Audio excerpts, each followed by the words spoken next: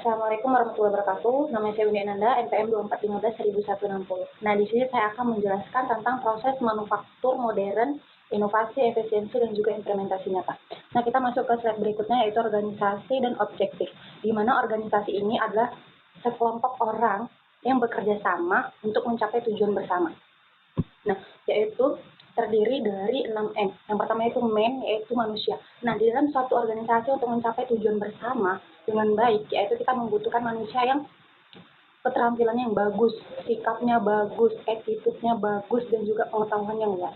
Nah, yang kedua itu adanya material, yaitu cerminan dari kemakmuran diberikan kepada bangsa ini atau kepada organisasi ini. Nah, yang ketiga itu adanya mesin, pengganti alternatif bagi tenaga kerja untuk meningkatkan produksi atau efisiensi dalam bekerja.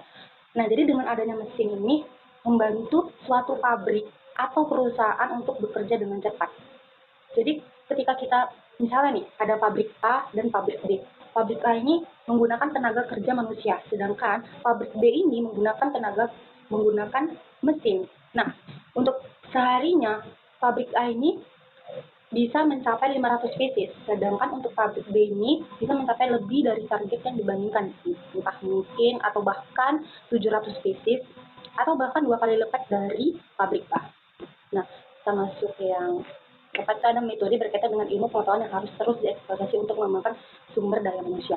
Yang pertama ada waktu, yaitu satuan ukuran untuk produktivitas dalam sumber daya lain. Contohnya seperti ini. Contohnya, waktu ini berhubungan dengan mesin. Nah, ketika kita menggunakan mesin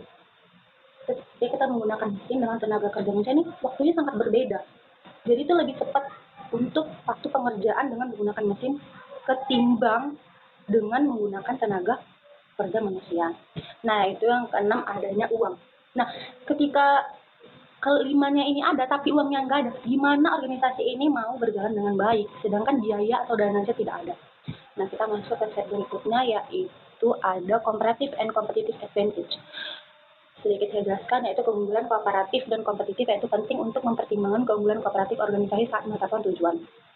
Keunggulan kooperatif adalah anugerah yang diberikan kepada Tuhan kepada suatu bangsa, bisnis, organisasi, atau individu oleh Tuhan Yang Maha Esa. Untuk memperoleh keunggulan kompetitif, keunggulan kooperatif harus dikelola dengan baik dan efisiensi. Oleh karena itu, organisasi harus mempertimbangkan bagaimana mengubah keunggulan kooperatif mereka menjadi keunggulan kompetitif. Nah, untuk keunggulan kooperatif dan kompetitif ini, di mana comparative advantage itu artinya nilai tambah.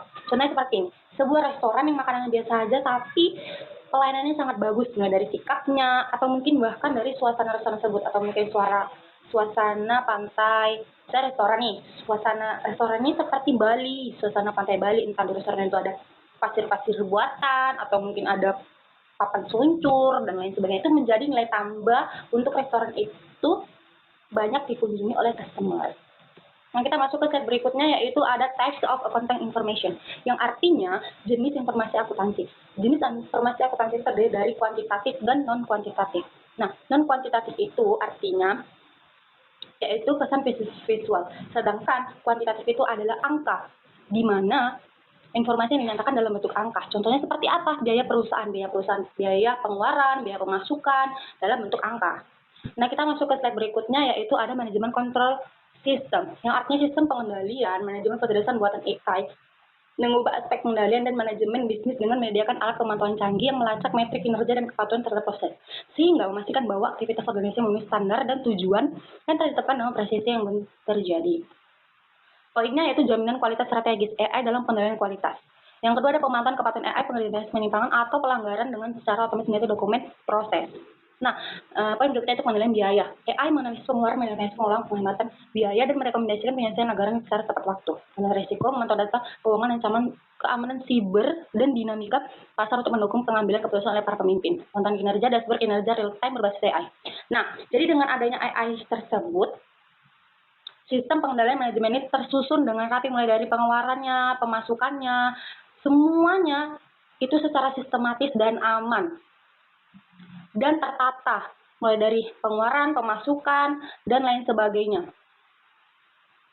Nah, kita masuk ke slide berikutnya, yaitu di sini ada Phases of Management Control, yang artinya strategi planning adalah langkah pertama dalam fase kendali manajemen, yaitu strategi planning, yang artinya rencana apa nih yang mau dibuat dalam perusahaan. Terus kita masuk yang kedua itu budgeting. Budgeting itu adalah rencana menggunakan finansial kuantitatif, biasanya moneter yang mencakup periode waktu tertentu, biasanya 1 tahun.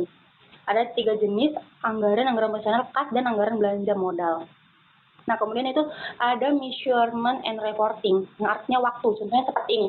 Misalnya, dalam 1 tahun, target mereka berapa? 1 miliar. Nah, 1 miliar itu harus yang benar-benar, ya udah target aku 1 miliar, harus dapat. Nah, seperti itu. Lalu kita evaluation terhadap pendapatan yang kita dapat. Nah, kita masuk ke selanjutnya itu case study manufacturing CO, yang artinya di sini dalam perusahaan manufaktur terdapat 3 pusat utama, produksi, pemasaran, serta umum dan investasi GNA.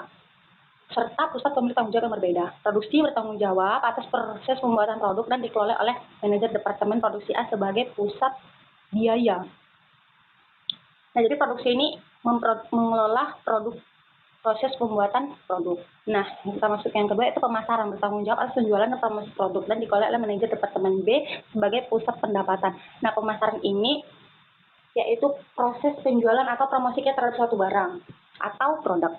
Nah, kita masuk yang ketiga itu umum dan administrasi GNA, bertanggung jawab atas fungsi pendukung perusahaan seperti keuangan, sumber daya manusia, dan hukum, dan dikelola oleh manajer departemen umum dan administrasi sebagai pusat biaya. Nah, ketiga pusat ini adalah di bawah kepemimpinan general manager GM perusahaan manufaktur dan bekerja bersama untuk mencapai tujuan perusahaan. Nah, kesimpulan yang saya dapat yaitu dengan adanya proses manufaktur modern, inovasi, efisiensi, dan juga implementasi nyata, yaitu dengan menggunakan mesin akan membuat suatu proses produksi akan lebih cepat, dan dengan adanya AI, proses pengeluaran dan pendapatan tersusun secara sistematis, dan kita tahu nih gimana ini pengeluaran buat apa dan pemasukan karena apa, seperti itu. Jadi dengan adanya AI ini mempermudah pekerjaan menjadi lebih ringan. Nah, jadi perusahaan dagang ini membahas tentang bahan mentah menjadi barang jadi. Perusahaan manufaktur ini menjelaskan tentang perusahaan dagang mulai dari produksi, pemasaran, dan juga umum dan administrasinya seperti apa. Nah, itu saja yang bisa saya sampaikan. Lebih kurangnya saya mohon maaf. Wabillahi taufiq wal hidayah. Wassalamualaikum warahmatullahi wabarakatuh.